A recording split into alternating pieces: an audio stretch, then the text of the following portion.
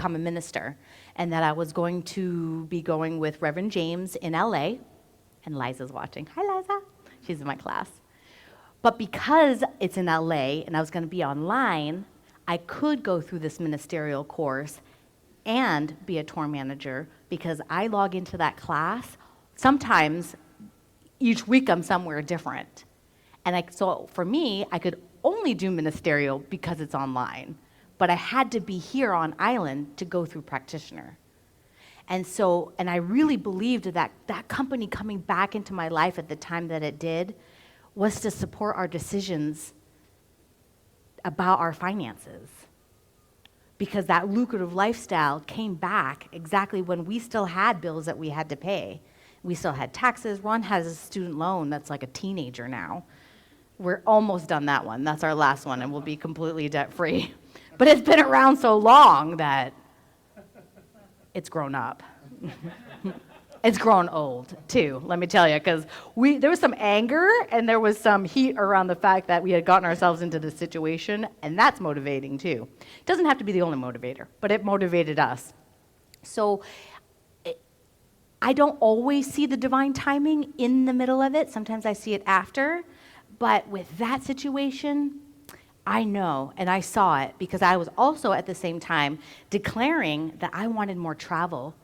So I just travel. Like I traveled for 9 years as my profession before coming back. I traveled when I was in my mom's womb. Like it was the best thing my parents ever did was travel. Even when things were super dysfunctional, the best gift they ever did was for us to travel, because I saw that there was more to life than this little podunk town that I grew up in New Hampshire. And so I had created these decision boards. You can take it and pass it around. Before I started traveling, because financially I couldn't travel the way I was wanting to, although I still did when we had the credit cards. So little side story, when we were with our lawyer and we had to give all our assets, we're not very much big shoppers. I was like, a wedding ring? And he's like, yeah, so what else do you have? What else have you spent your money on? I'm like, oh, so it's not on stuff, but I could tell you all about Dubai. Want to go to Singapore? I can totally tell you all about that. But stuff was never really our thing. But then that kind of ran its course too. So I had been putting out there that I needed a way to travel more. And at that time, I really didn't think it would be to be back to tour guiding. And let me tell you, I have been loving it, and I'm having a completely different experience as a tour manager this time around.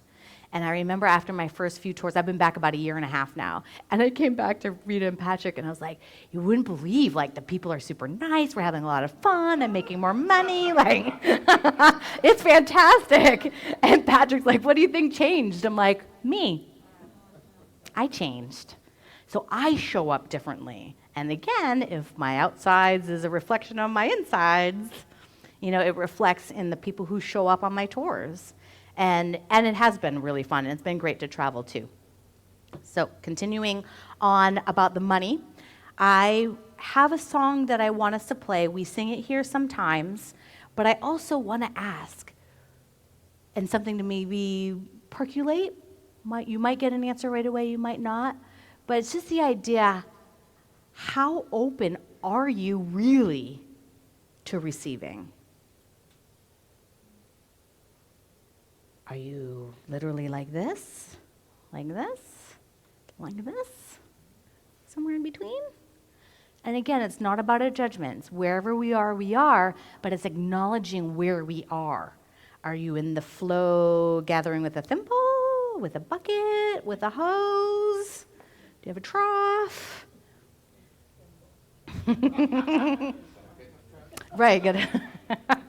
So, dear universe, I'll say this once and then we can say it together, whoever would like to, or I invite you, whoever would like to join me in it. Dear universe, I am open and ready to receive more money and abundance. Together.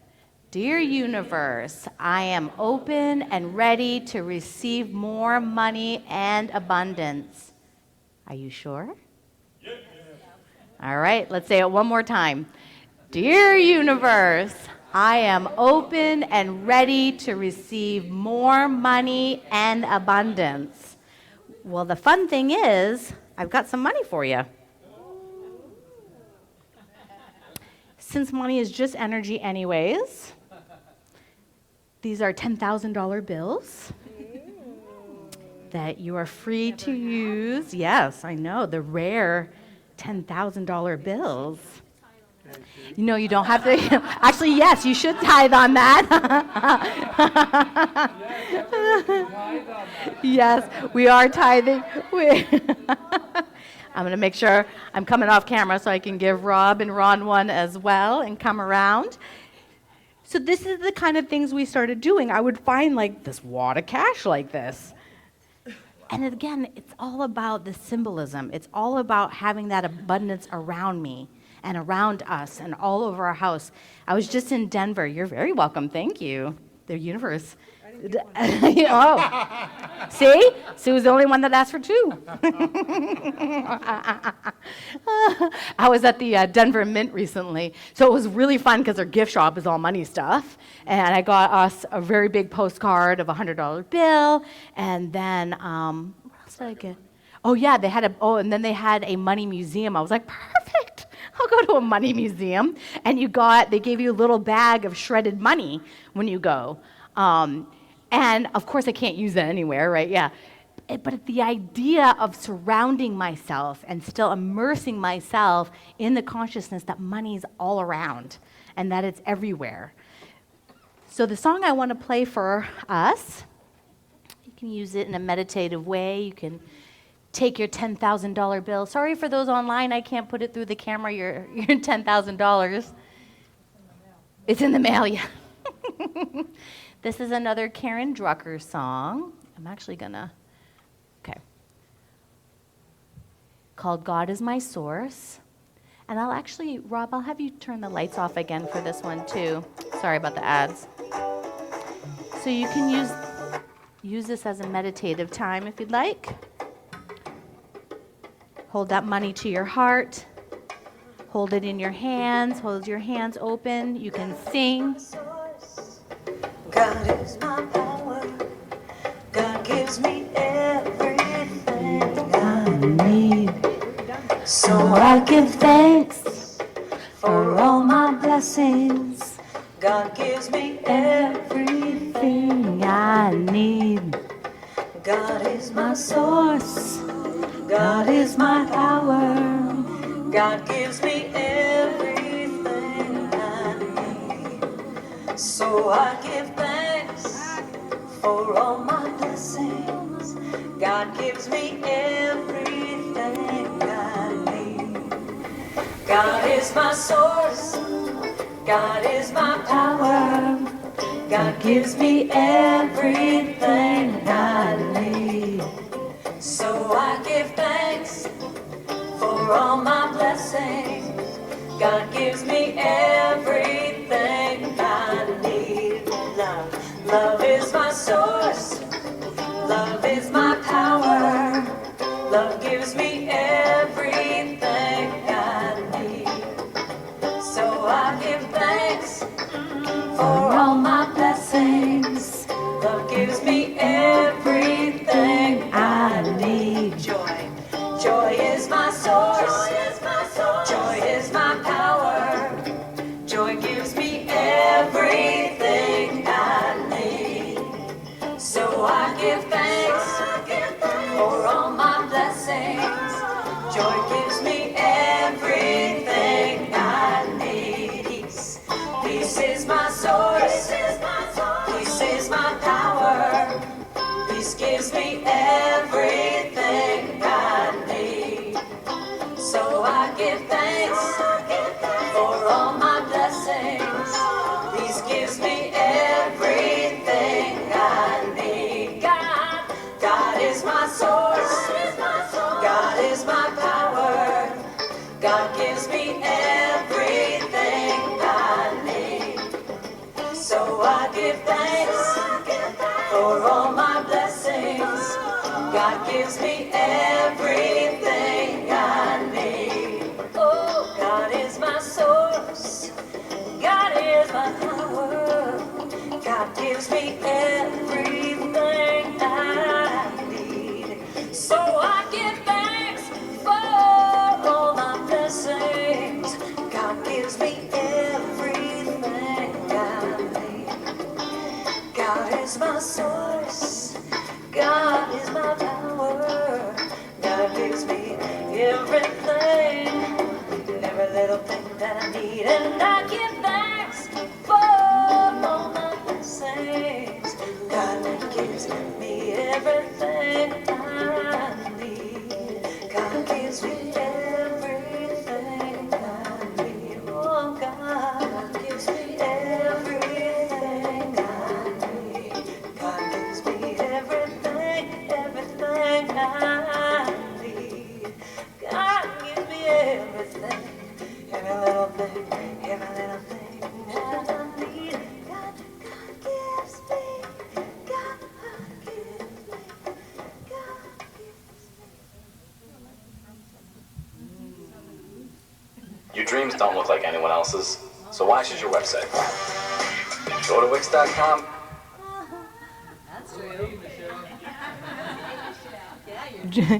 Your dreams don't look like anybody else's. What I love about this song is the idea that when they say, and if God is a trigger word for you, just call it something else, it's okay. But it's the idea that I don't know where my abundance is gonna come from.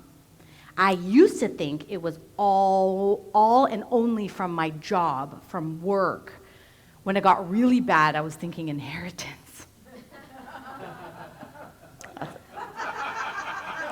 It's a tough one to really admit. But the idea is that I'm always provided for. And when I really started to believe that and trust that, more would show up. And as more showed up, I trusted just that much a little bit more and believed that much more. Because it came in some pretty surprising ways, including going back to that profession that I thought I would never ever do again. But it did come in magical ways, and it wasn't just money that showed up.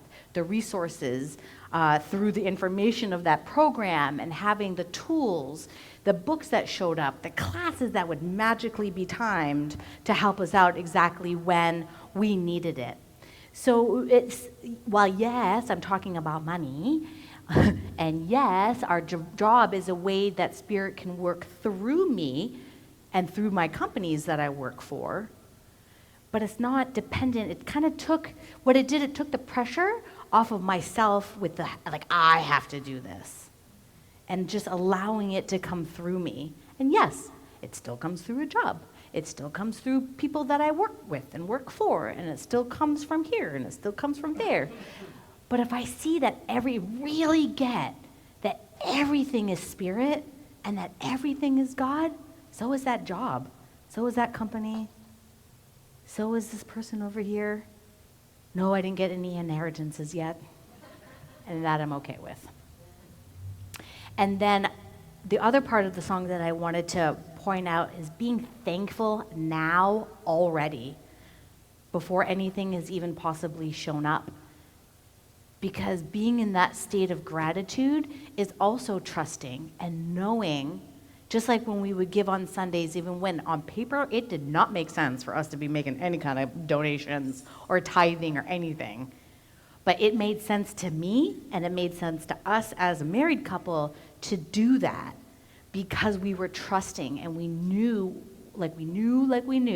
even sometimes when it felt like we didn't know. There is that part of inside that knew that whatever we gave would come back.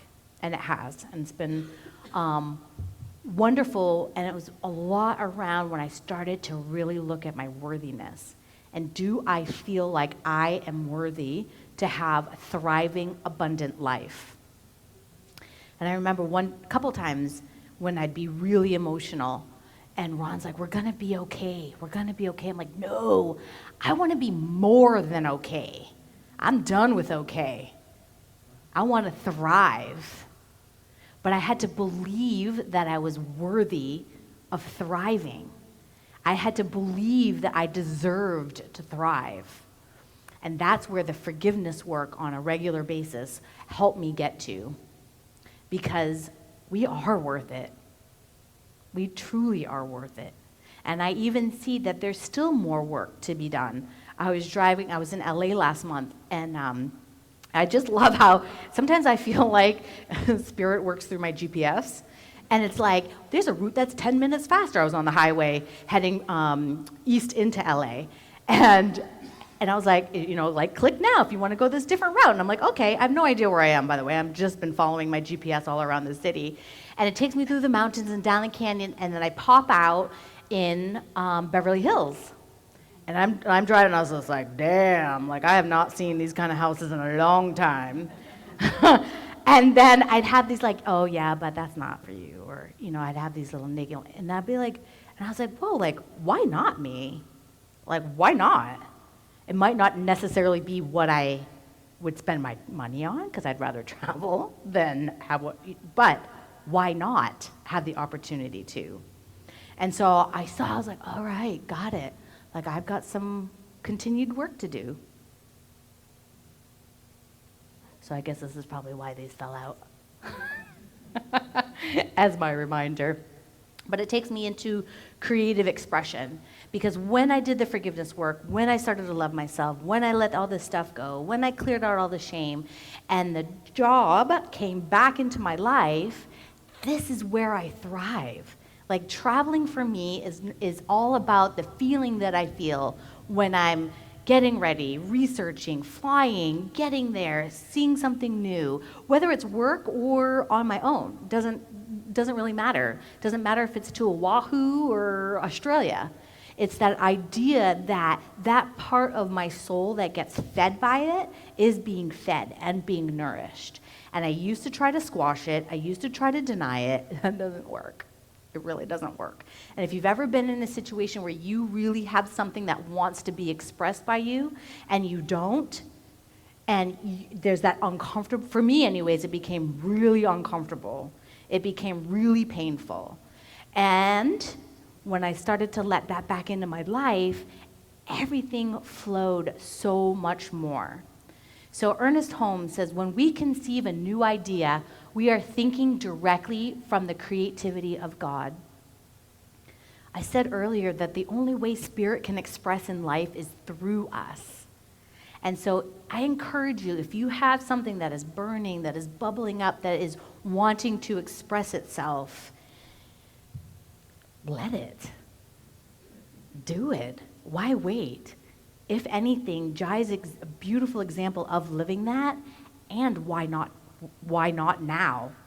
Why wait? So, this guy is the travel angel.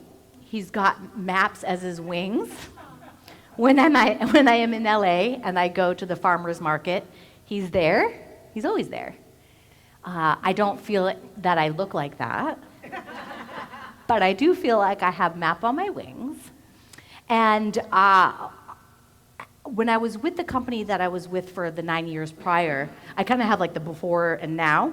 The before, I used to go to Australia and New Zealand quite a bit. And then it got less and less, and then I hadn't been in about 10 years.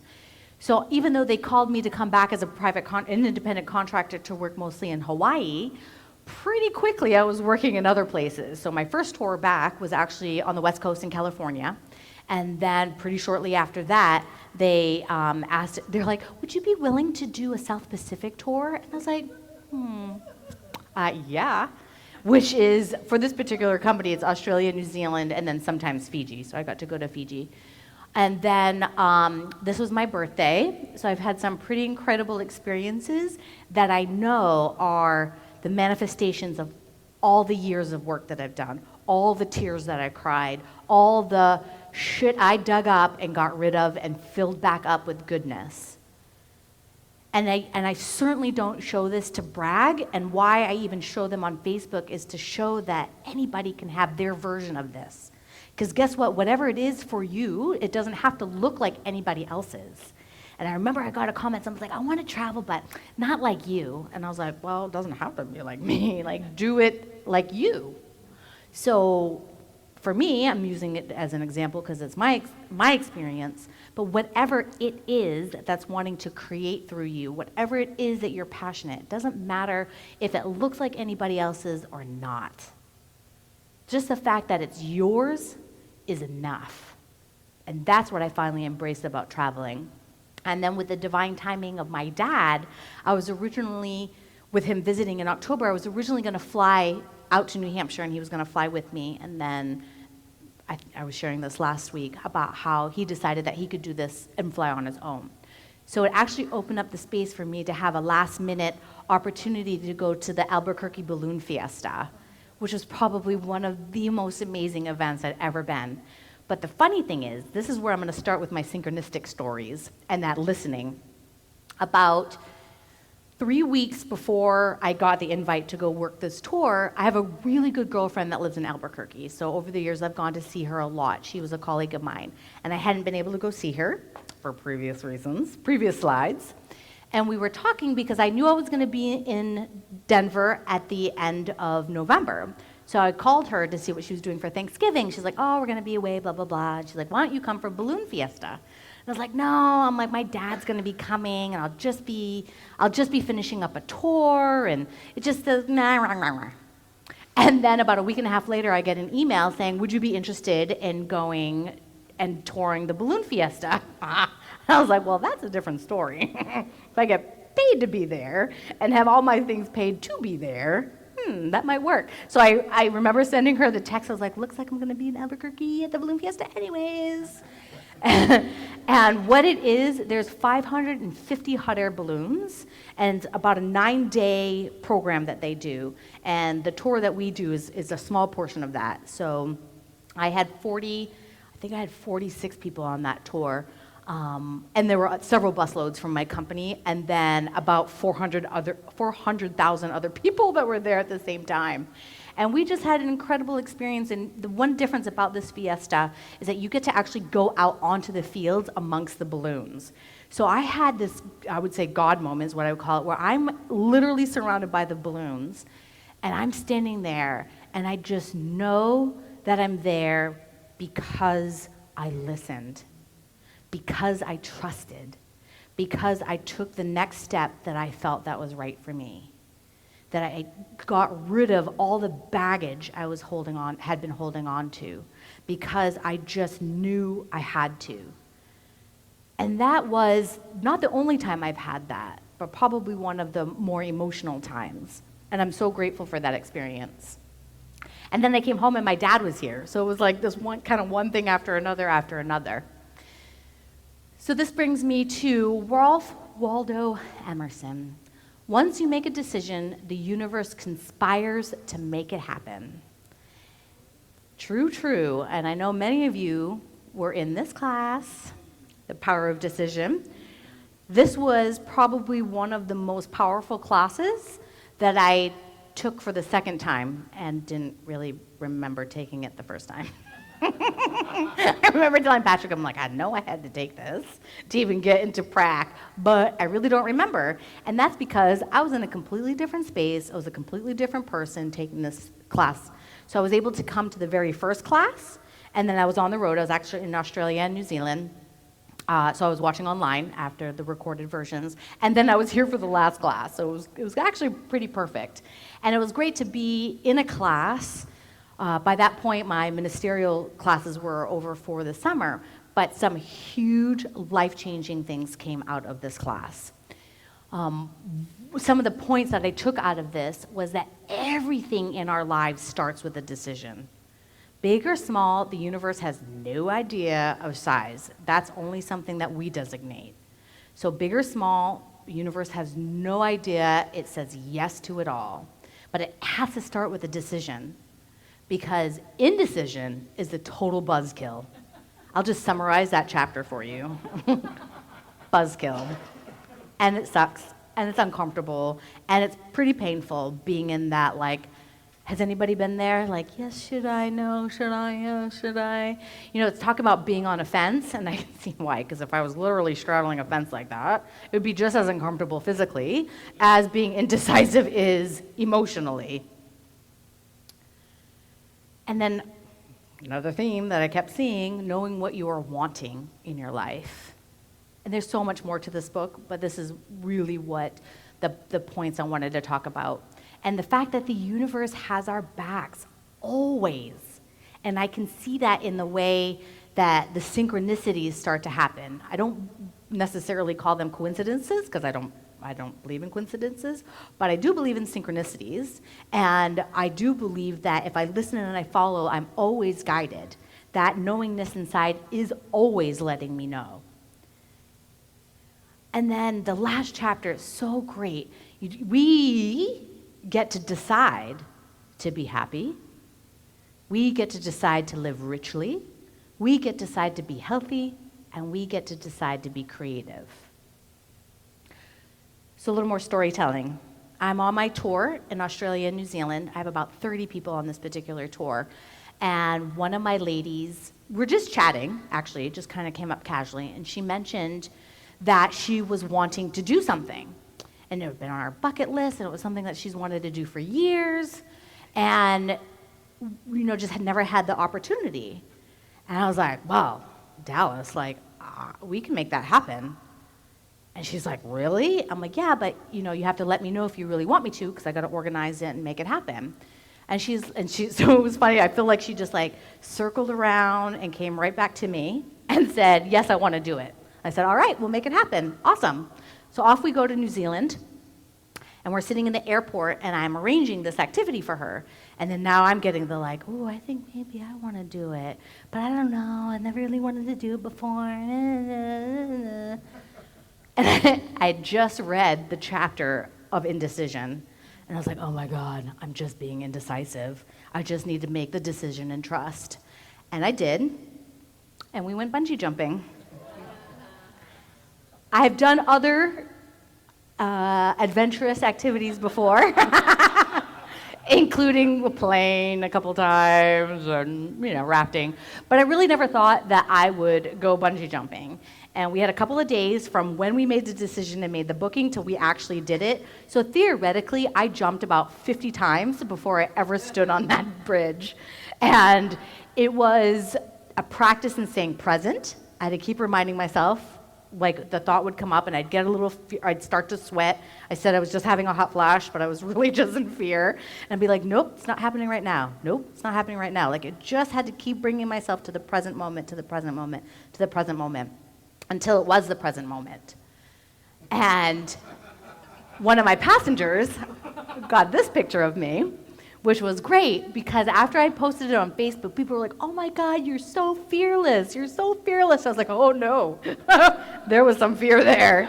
There was actually a lot of fear. And this picture, it's amazing she actually got it, because on the video, you don't even actually see it happening. It happened that look happened so fast, and that look was like, what the fuck am I doing right here, right now? And I breathed out, and then I'm all shocked as to the camera. It was such a moment, as I'm gripping onto the bridge and now not really quite ready to let go. And you can kind of hear it in the video, but the guy that's behind me he is holding me. And he talks me through the whole time, and he's like, you have to choose to jump. I can't push you. You have to do this yourself. And right before he counts down, and he's like, are you ready? And you hear me, I'm like, yes. Because by this point, I'm like, just get it over already. And I truly was ready. And I knew I was safe. And I knew that I was going to be okay. And I was. And it was great. And there ended up being 3 of us from my tour group that jumped that day. And then everybody else, I think you can actually see. Yeah, so this is my tour group watching me, bungee jump. So it was really awesome, because I'd never had anybody who wanted to do this before. In New Zealand, this is actually the very first commercial bungee jump there was, so there was something historic about it, and also to be cheered on like that was pretty rad.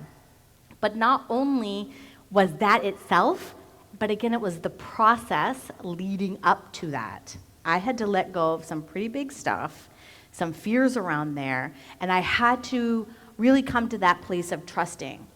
And let me tell you, after bungee jumping, a lot of other decisions seemed really simple. there was some things. 2 nights later, I'm like, there's a job that I had been working at that really wasn't working for me anymore, and I was still just sticking in there, and I was like, I'm going to be letting this job go now. And it was really because it was such a perspective changing. Like my perception and my perspective about life changed. Because I figured if I can do that, I can stop doing social media for someone. Like, no big deal, truly. And not that what I did wasn't important for that company, but it was more the idea it wasn't my fit. And that there is someone out there who it is their job. And in fact, I'm training her now, many months later. So here's the part about listening and following my own guidance, that thing we call intuition.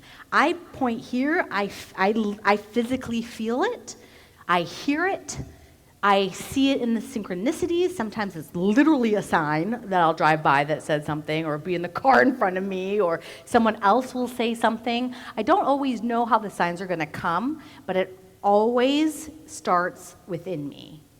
And then everything starts to show up. So one of those, this is the next big story. This is the Norwegian Bliss. And when I have been, Sue was there with me. Yep. So I went to, let me back up. I've been in ministerial class, that's in LA. In May, I went to actually go be in class because I thought it would be great to actually meet the people like Liza and everybody and just feel more connected. I was feeling disconnected by being online. I was super grateful because I could do it from anywhere, but I wanted to be there in person. And I started getting these twinges while I was there, and I was like, really? I don't know about this. And at the same time, they were promoting, Dr. James does a retreat every year. So this year it happened to be on the Bliss, so they called it the Week of Bliss. And it's a cruise that goes down to the Mexican Riviera. And it literally kept coming up on Facebook, their website, and I was like, oh my God, enough already. And I felt like I needed to be there. And yet, because we've been working this financial plan to become debt-free, it also didn't necessarily make sense that I should be taking a cruise down to Mexico. But the thing is, it kept coming up. It kept showing up. And I had to pay attention. And I think we were still in the class, or the class had just finished. And I was on tour here in Hawaii, and I called Ron. I'm like, babe, this cruise keeps coming up and coming up and coming up. I feel like I need to be there. So it was one of his other shining moments. He's like, well, then go. And I'm like, well, I don't know. We don't really have the money. He's like, then don't go. There's been a couple of times that he's done that. But what he said that really kind of shook me up, he's like, but you need to decide. And so on that phone call, I'm like, well, I'm on that ship. And no joke, within a couple of hours, everything was booked. I got super cheap flights to LA, and then I knew I had a chunk of time, October, November, that I knew I was off, and I kept trying to find other work with other companies, and zip, came back, crickets. So I was like, all right, something else is showing up. And I knew I wanted to go see my mom, so I found a super cheap flight from LA to Florida to go see my mom, and then it evolved to go see, a lot of you know Deborah Valentina, she's in Denver now, so again, super cheap flight to go to Denver. So when things like that are flowy and happen fast, and I was finding good deals, and it wasn't there wasn't any industry magic I was working, it was just Travelocity and doing a search, and it was great, and so I bought it. But my fear around not going was financial.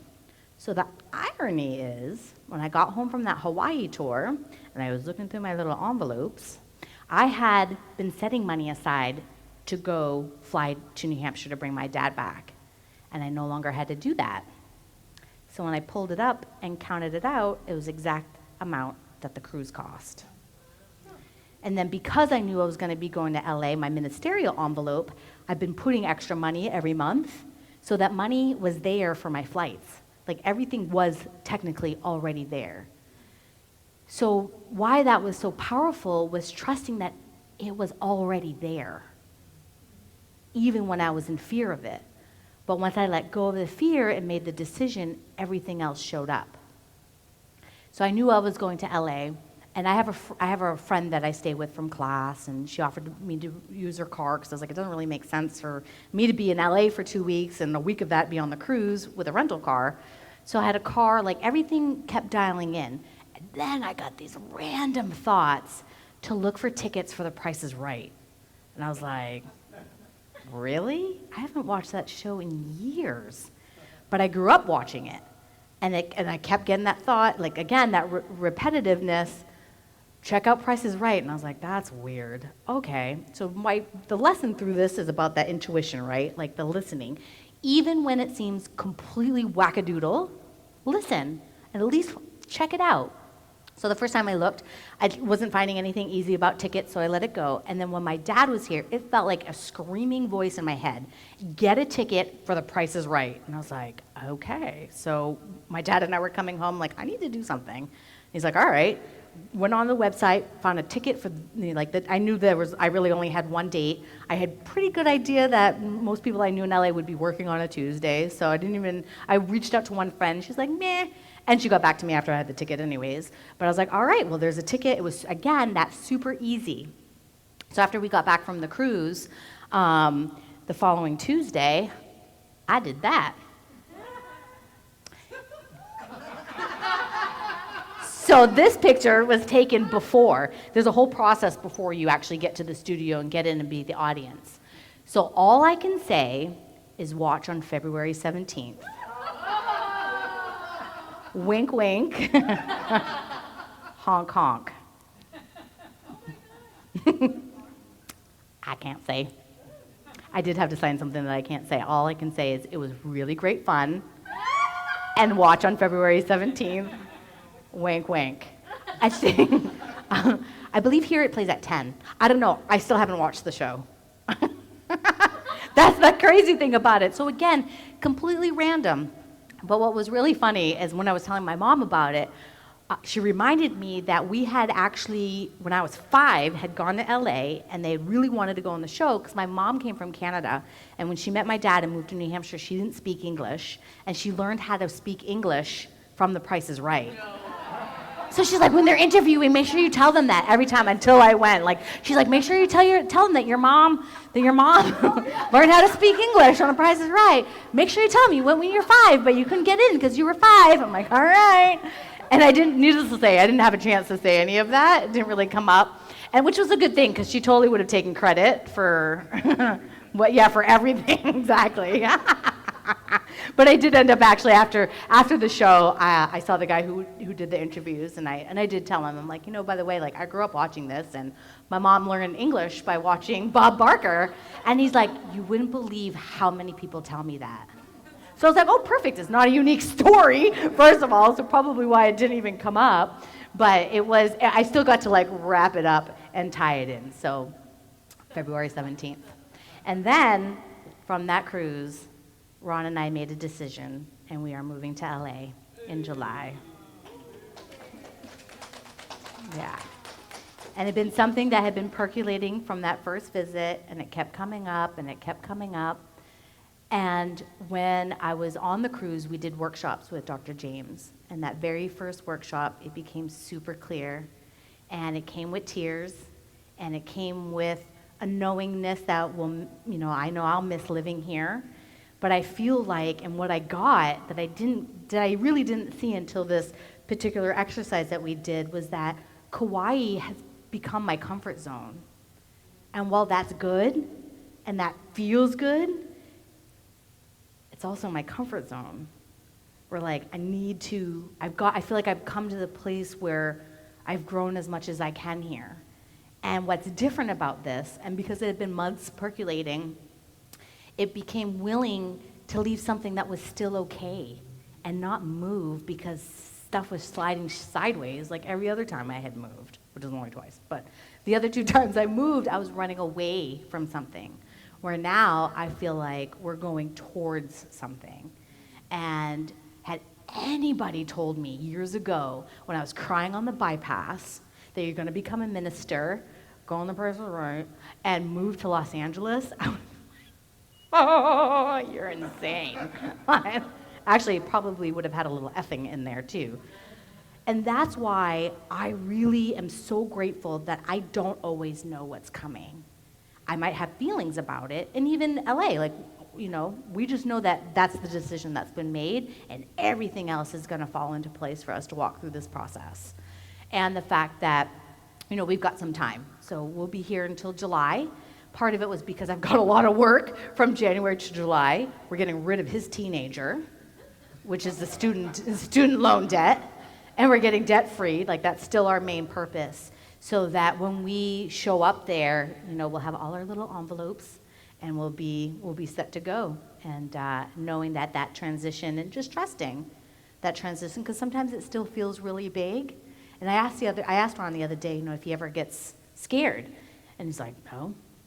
Took me a little bit longer to get there than Ron. I think Ron's been ready for a while, but I don't get scared about going there. I just feel like sometimes the process is really big. And again, there's like, I don't see that whole path. Like, we're making our Yellow Brick Road. And because we're making it, you know, there's that part that sometimes feels really big about it. So I felt like tonight was really important to include it. I wasn't sure about including it or not, but I feel like it's so important because we listened, and then we made the decision, and then things could open up for us. So it felt odd not to share it. And I totally know that Kauai is still always home, you know, and there's so many times that people have left and thrived and come back either to stay or come back to visit. I mean, everybody is so different, but I know that we're very excited, and thanks for the support of that too. And it was fun announcing it on the cruise, because I announced it at our last workshop. So Sue, on island, besides Ron, Sue was the first person to know. But it was really great, because right after, like not even 10 minutes after I made the announcement, this beautiful woman, it felt like she was a butterfly fluttering up to me. We had already spoken. She owns a high-end boutique tour company in LA, and she comes fluttering up. And she's like, would you be willing to send me your resume? I'm like, yes. Would you be willing to give me your contacts? She's like, yes. And she fluttered away. Like, that's all she said to me. So whether or not anything happens with her, for me, is what Rita would call a sign of land. Like, it was just the universe's way to prove that everything's already all set for us. And then I saw her the next day. We got off the ship and ran to Global Truth Center to go to service. And afterwards, she's like, it's really weird, Michelle. She's like, it was like such a compulsion to ask you for your resume. She's like, I don't even have a position open for you right now. And I'm like, that's perfect. I'm not coming right now. I'm not available till August, actually. And I said the same thing to her. I said, regardless if anything happens, I'm like, you just help affirm our decision and help affirm our choice, and to know that everything's all working, always. So I wanted to shift gears a little bit about regular spiritual practices. I've shared about a lot as we've been going along. You saw the vision board, my affirmations, the self-forgiveness, definitely key. One thing that I've done this year, and I'm so proud of myself, I actually did this for the whole year, like the whole year, 12 months. At the back of the Science of Mind, what we call our textbook, even though it's not, I guess it's a textbook, out back, it literally has readings for every day of the year. It's a way to break down this enormous book. I think, Reverend Diane, you did it this year too, right? Or last year? I'm doing it this year, and I've done it about 5 times. Oh, you've done it 5 times, yeah. And it is amazing, because even though I've read quite a bit of it for different classes I was in, some things have all of a sudden been inserted in at some point when I wasn't looking, because I didn't see it. And then there was some stuff that we just simply did not get to. So a lot of it was new. So making this my daily practice, or sometimes every other day, but I've done all the readings, and I started at the end of December last year, so I just have a couple more weeks. But for me, that was amazing to just stay consistent with it, and to have something that, and let me tell you, with all the traveling I do, this is not fun to carry around. And I've had a couple of times had to take it out of my suitcase because I was overweight and stick it in my backpack. My suitcase was overweight, let me clarify. My suitcase was overweight, so I took it out of that and put it in my backpack. But it was because I made a commitment to myself. I made a commitment to my spirituality.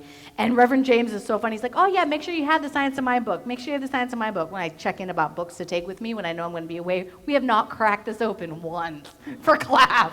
But I've had it, and I've stuck to it. And then we have our monthly magazine. I've just recently got back into it, partly because I had so much else going on and doing the daily readings, it was a bit much. But this has daily readings and daily meditations, and it has all kinds of other great articles. And actually, in September, this is Edwene Gaines. So I saw it when I was in Denver at Mile High a few weeks ago, and I just thought, actually, this one was given to me, like how we give new people packets or guests from other places.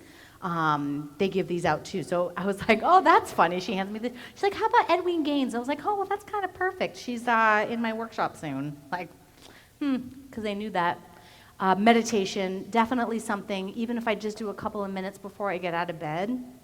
And meditation is definitely one that I have to work on in the sense of being consistent with it and sitting every day. So with doing this workshop, thank you all, because I've gotten back to meditating on a regular, and that is really closely tied in with my morning treatments, because I also treat in the morning, I treat throughout the day, I do a treatment before I go into anything, or before I'm meeting anybody, or before I start work, or before I go to bed. I'm just kind of treating all the time.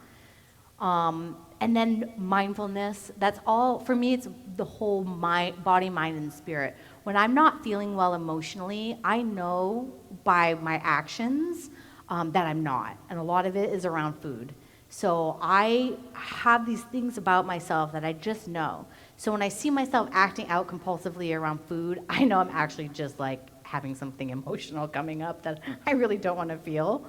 But when I sit and just feel it, that actually passes faster, the feeling passes faster than what I do to get up and like eat something or make something. So when I can turn it around to like sit and feel it first, then I know that I'm back kind of into the spiritual realm of healing and feeling stuff. And it's not that I don't eat, it's not that I don't love food, it's the behavior around it. I already mentioned treatments. And then the affirmations, our house, like this is what I read and I was carrying around with me when I travel, but I have reminders. Around. I change them periodically because they start to blend in and I don't see them as much anymore. But I also have these posted around the house as well. So for me, visually, it's so powerful to keep being reminded. A big place I want to go to is Antarctica.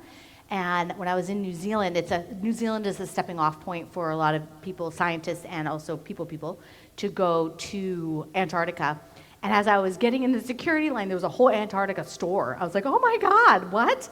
So I literally ducked under the security, strip tape or whatever there. And I went to the store. And the woman, she was so great. She's like, are you looking for anything specific? And I was like, I really want to go to Antarctica. She's like, you're looking for something to have it like in your forefront. And I was like, yeah. I'm like, wow, she really got it. So I have a patch that says Antarctica on it with one of the stations there, and then I got a map that's on our fridge. Before I left Los Angeles, I bought us a map. And so like the other day, we were looking at the map and just dreaming together and talking about what it is that we're wanting and whereabouts we want to go and just really seeing it. Because the more I see it and the more I put it into my mind, the more that it will show up. And the more that the little come up, I can keep reminding myself of the feeling from when we made the decision. And then that's all part of the visioning. And the ones that went around that we hang up, I call them decision boards. And I got that from Rita. Because I call them vision boards or dream boards, but they're really decision boards. And if you see one of them has a lot to do with speaking and audiences. This is one that I recently put. I'm going to Ireland in January. This is Los Angeles. I have had for decades this vision of me in an auditorium speaking, and I know that I'm doing it, so that's what's great. Like I'm already doing it. And also stepping into that bigger arena. And last week, I had a pretty big meltdown because I knew that I was coming here and sharing it all. And so that fear about being vulnerable and being open really came up. But I came after a big good cry and a treatment, and I came here and I really got that not only is that okay and part of my process, it's the whole idea that I can feel those fears and do it anyway. Just like when I was on that bungee bridge. I was scared and I jumped anyways. I can have some fear around moving. I had fears around moving to Hawaii too. And I also saw that some of those fears weren't even mine to begin with. So I had to be really careful who I share my dreams with and who I share my intentions with. Because not everybody is a cheerleader. I'll keep it that way. I have other words, I have other names. But I know that, first of all, I know that this is a safe place and we've created a safe space. But also, the decision is so strong that at this point it actually wouldn't matter what someone would say. And I've had a couple of people have negative opinions about our decision. And that's fine. You know, I'd rather them not share it with me, but they're entitled to their opinion. But it also reminded me that when someone's sharing their dreams with me, no matter what I think about them, just to support and love them and be a cheerleader, because it just feels better. So why is that car there? Who knows? February 17th. So as we're wrapping up the evening, I do have one more song for you guys. And also, I'm going to send this around. You've been watching me wear this shirt. My lovely model, Ron, will share the male version. And I did have a couple of comments. Rita has had one too. Some people have wanted to get one. And so I'm just putting it out there. Anybody who does want one, I'll place an order for everybody, like whoever wants one. I'll place one order. And if anybody's online and wants them, the ladies are in this beautiful blue. And then the men's are Ron's. So just to keep it super simple, we're just keeping the same color, but all the different sizes are available. I just get them through Vistaprint. And they're $20. That covers the t-shirt, the taxes, and the shipping. And whatever's left over from that $20, if there is, it comes to the center. But it's more just to show, because people are going to ask. I've worn this out and about, and people are like, what shit works? And I was like, anything, really. If you believe something's going to work, it'll work. Ron wears them at meetings. He's like, this shit works, because it does. Well, this is a large, and it was a little snug. So I would say, yeah, Rita had a medium. Actually, the medium was mine, and then it said, this shit really works. I'm like, there is no way I am wearing that to teach my class. So Rita's been sporting it and fits perfectly, and then I got a large and it was great. So if you're wanting that, I'll just do that, and then for those of you who are online, I'll place the order on Thursday. So if anybody is wanting to have a shirt that's watching, yeah, if you could pay ahead of time, yep, that'd be great. And I can even, you know what, let me wait till Sunday just in case those of you who want to order but don't have cash right now. Cash is easier, or check. We could do a charge, but then through PayPal there's a little extra charge. So cash or check is easier. But I'll place the order on Sunday. That way, if you want one, still put your name down, and then if you're clipping the money on or giving the money, then we'll just make sure we'll keep track. And then I'll order the ones that are paid for so that we know everything's all clean. And thank you for bringing it up. Yep, you can leave it right there. All right, so as that's going around, one thing I want you to percolate, yes? I'm willing to pay for everyone. Oh, with your $10,000 bill. Wow, that is great. Wow, I love it. Oh, so as I play this last song, I'm just going to invite you to just take a deep breath. And whatever is bubbling up in your life, it might be something you are already doing. It might be something currently happening in your life that you want more of, or you want to express it in a different way. It could be something that has been there and percolating that just hasn't had the chance to come through. Whatever it is, in all four corners of our life, whether it's about abundance, relationships, creative expressions, or health, or any other topic, we find most everything fits under one of those four. But just breathe into that, knowing that it's there and that it is already created in that mind of God, knowing that it is already available for us. We don't have to strong arm it. We don't have to do anything except allow it. But the caveat is that it's something you want, something that's wanting to divinely express uniquely through you. This song is India Ari. Let's see, there may or may not be a commercial. Yep. If you manage a team, you have to try Monday.com. Monday.com is a platform.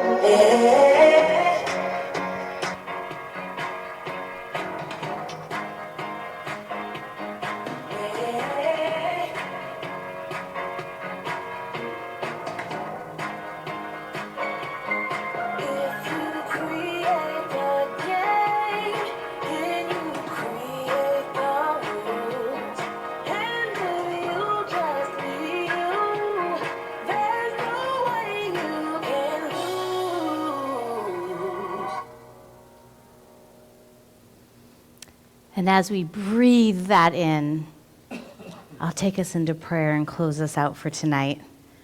Just knowing that everything that has bubbled up in perfect timing, knowing that in this moment, it is the only moment there is From moment to moment to moment, it is all one mind, all one life.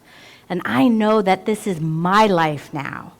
And because I know that this force is ever present in all areas of life, since there is only one life, I am knowing that it is uniquely expressed by every person that is in this room and online. I know that this beautiful divine expression is showing up in ways that are beyond our imagination, knowing that everything is absolutely flowing in abundance, in prosperity of all manners, and knowing that the relationships in our lives with ourselves and with others are harmonious, loving, forgiving, and giving. And knowing that with our health, mind, body, and spiritual health, knowing we are already whole, perfect, and complete.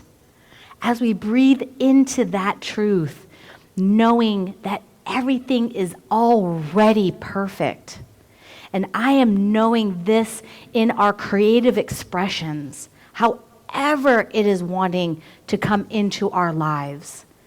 However it is showing up for us, it is unique, it is perfect, and it is exactly as it is meant to be.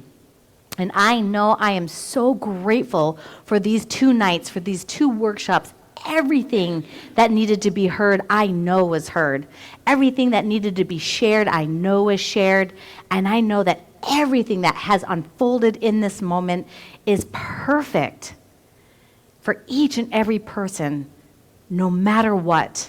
I know and I trust that something within has been receptive, has heard all the love, all the truth, and that anything that needs to be implemented is implemented in the lives of everyone hearing my voice in this moment.